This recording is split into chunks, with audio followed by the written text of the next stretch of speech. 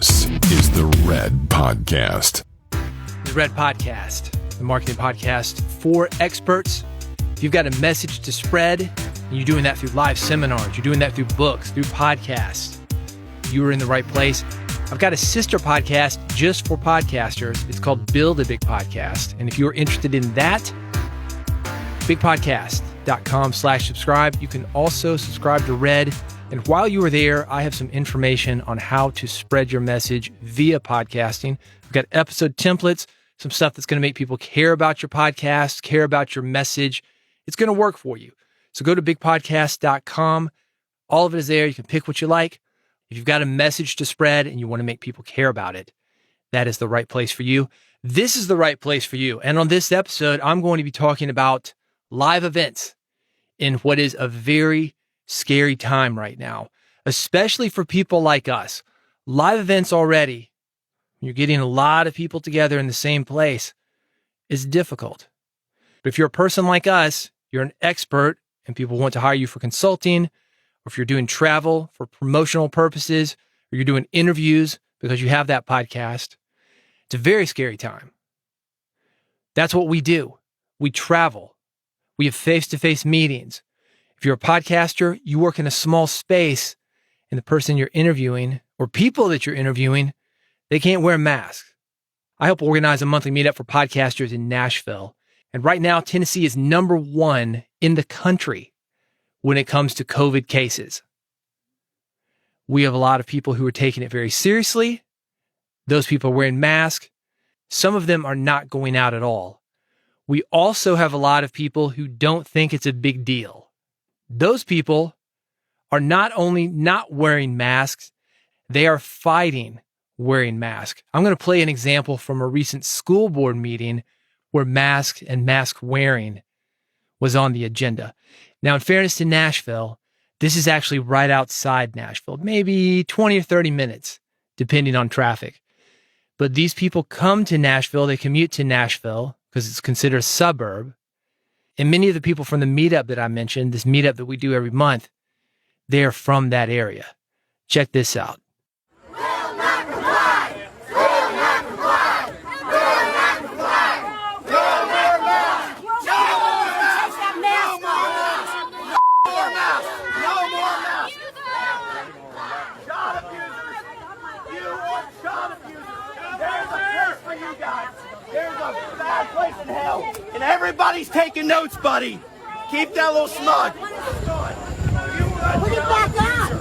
Put that mask back on! Put your mask on! Those poor kids sucking that bacteria. How you like your that? mask Huh?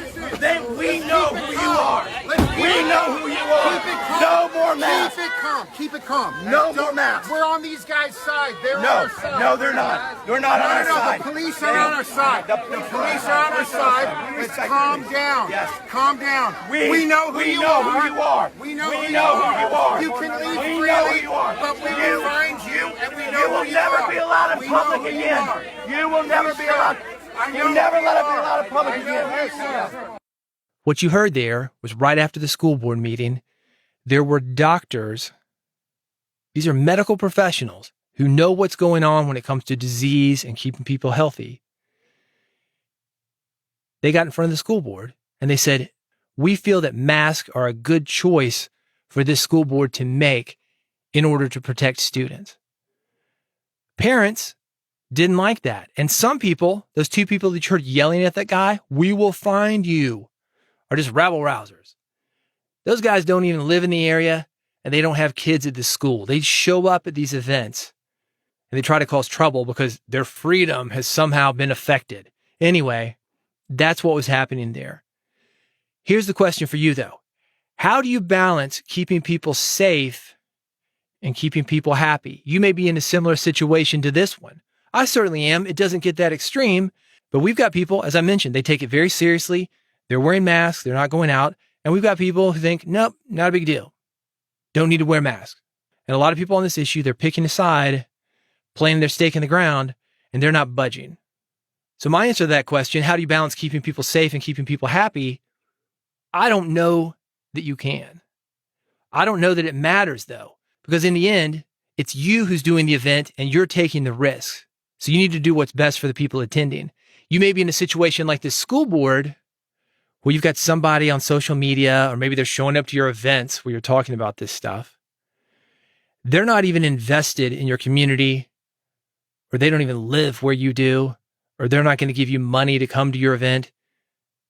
They just want to hijack the conversation because for whatever reason, like I said, they feel their freedoms have been compromised. All right, cool. All right, that's fine. That's fine.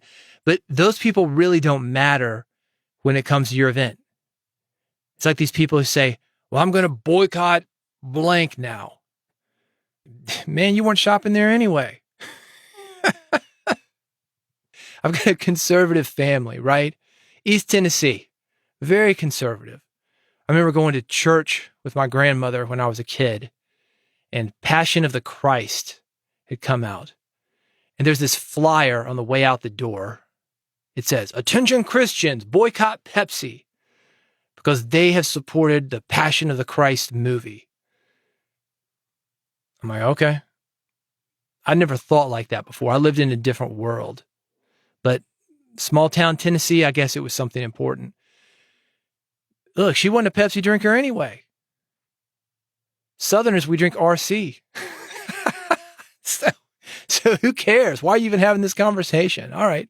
I guess it makes you feel better to know you're standing up for something you would have already done anyway. Why are we even having this conversation? But COVID, it is a very real situation in that, one, everybody is affected by it. And two, for you, if you are doing a live event, and the reason I'm talking about this here is that a lot of experts do live events. Even if you're not doing a live event, you're taking meetings, you're traveling. I know for me as a podcaster, I'm doing interviews now. This is something that I've got to talk about with people before I do an interview. Hey, you're going to see me and I'm wearing a mask. I'm working on a documentary now. I'm talking, but I'm not on the mic, so I'm able to wear a mask. And I tell them, when I show up on location, you cannot wear a mask because I am interviewing you. You are on the mic. The mask doesn't work for recording you, but you will see me wearing a mask. It does not mean that you need to feel pressure. It does not mean that I have something and I'm worried about giving it to you. It is simply me watching out for myself, watching out for you, trying to keep both of us safe, and also being respectful of you. Again, I'm not trying to put pressure on you, but this is the situation. I have to have those conversations now. You, whether you're doing a situation like me, whether you're doing interviews, or whether you're doing these face-to-face meetings, or whether you're having your own event, you also need to have that conversation. I'm going to play a clip of something. This is off a podcast called She Podcast. Jessica Kupferman is the co-host. She's also the co-founder of a female podcasting organization by the same name, She Podcast. She's doing an event in Arizona, which has a lot of similarities to Tennessee in that it's a COVID hotspot. That event is next month. And here is how she is handling it. I want to talk to you guys about She Podcast Live. It is still in person. Many people have asked about mask mandates and vaccine mandates. And I just want to address that for anyone who's angry or confused or concerned. So here it is.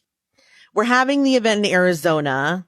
Arizona legislation specifically states that there can be no vaccine mandate, that businesses cannot require a vaccine.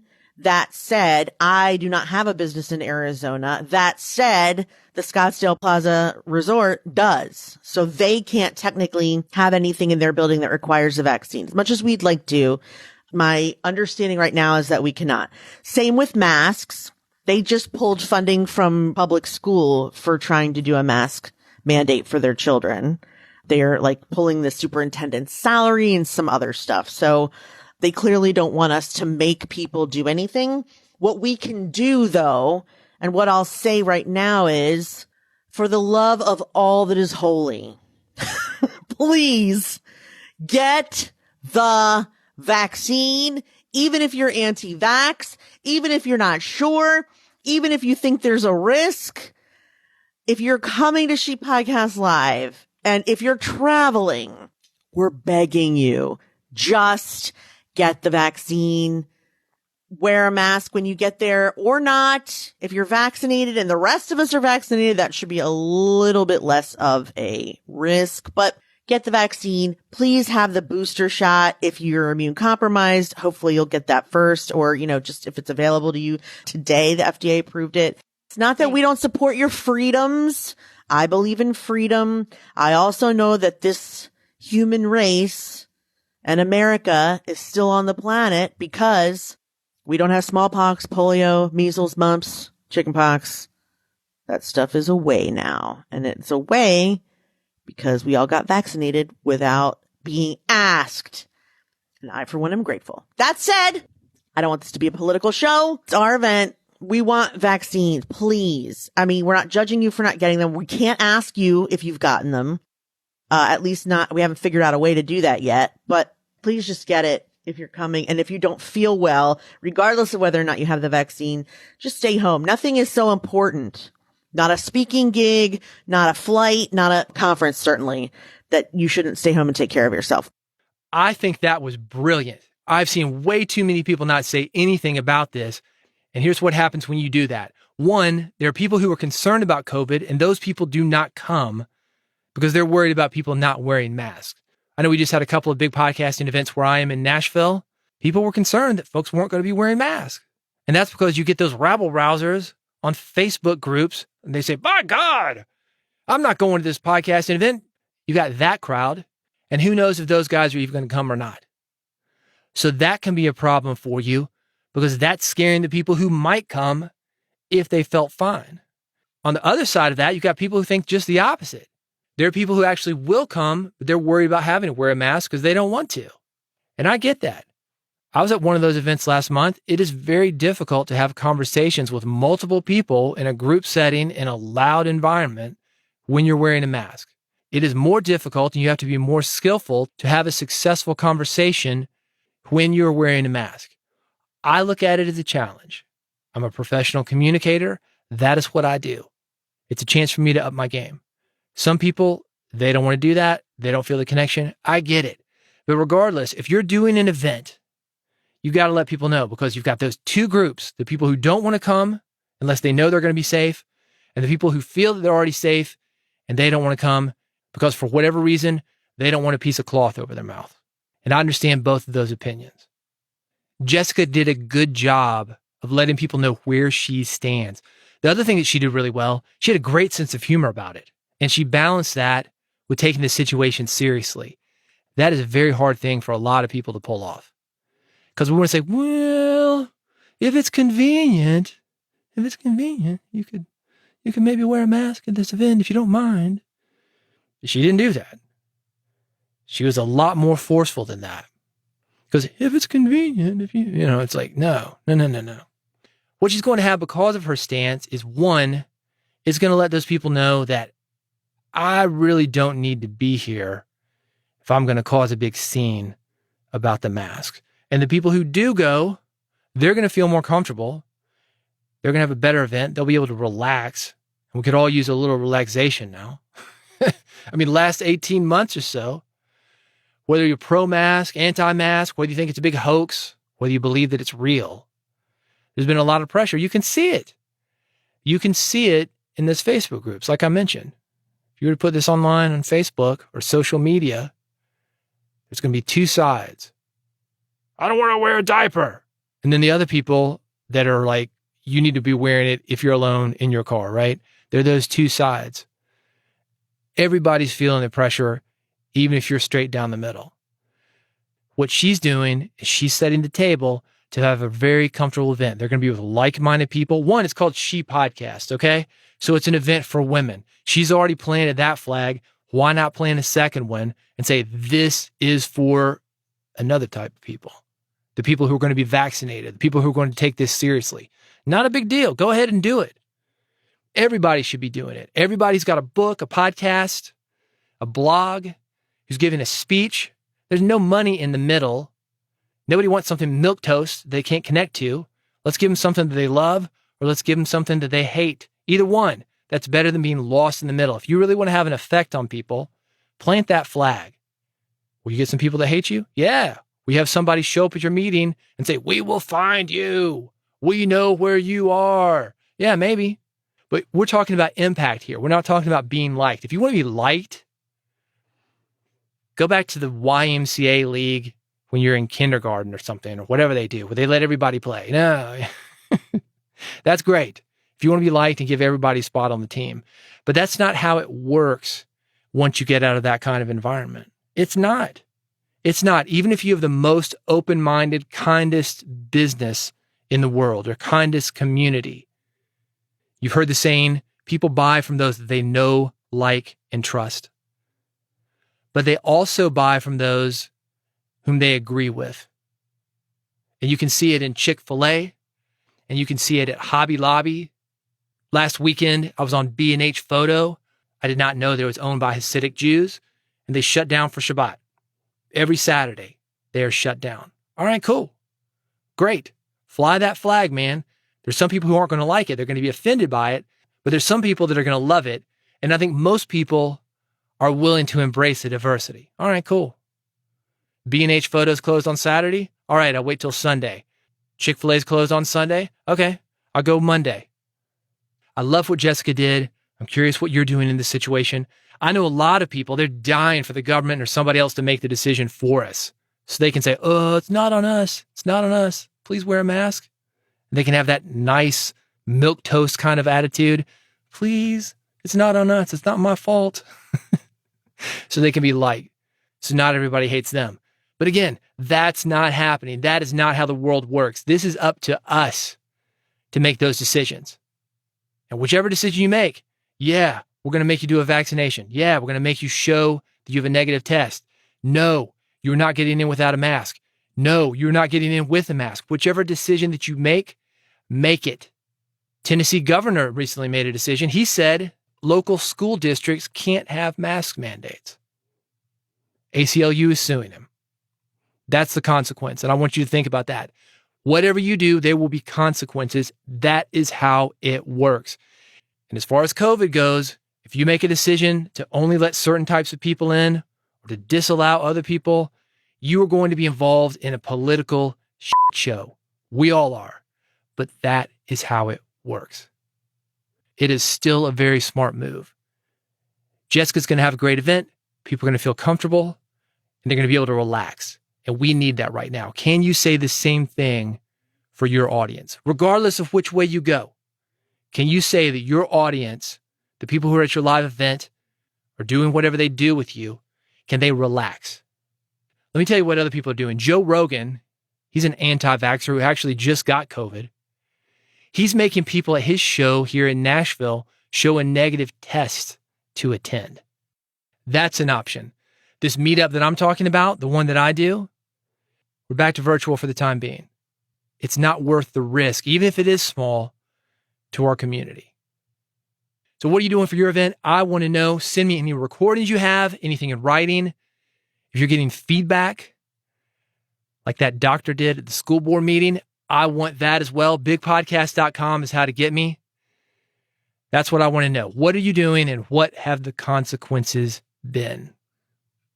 I'm going to leave you with this. As I mentioned, that meeting that we're doing, it's going virtual. Definitely not as fun as an in-person event.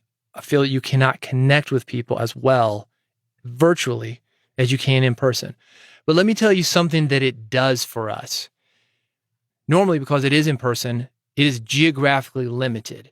We have people from Nashville. We have people from the surrounding counties, including that county with the school board meeting.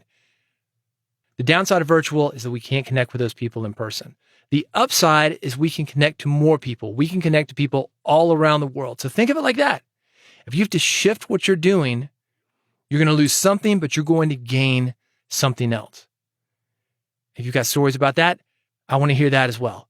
So I want to know the flag that you're planting. I want to know what the consequences have been. And I want to know the upside. What has happened because you've had to make this shift to keep your people happy, to keep your people safe, to be able to do what you do without stopping. Let me know, bigpodcast.com. Thank you for listening. If you want to subscribe to this podcast while you're there at bigpodcast.com, go to this page, bigpodcast.com/subscribe. I'm here all the time. If you go to that page, bigpodcast.com/subscribe, you will see this podcast, Red Podcast. You will see my sister podcast, Build a Big Podcast, which is specifically for podcasters. And you will see buttons for each of these. You will see one for Apple Podcast, one for Google Podcast, if you're on an Android phone, one for an old-fashioned RSS feed. However you get your podcast, I'm going to get this podcast to you. I'm going to get my newsletters to you. I'm going to help you to grow your audience, make people care about what you are doing, make more money with your message, and have impact. So go there now, bigpodcast.com. That has everything. Thank you for listening. Send me that info, and I'll talk to you soon on the next episode of Red Podcast, the marketing podcast for experts.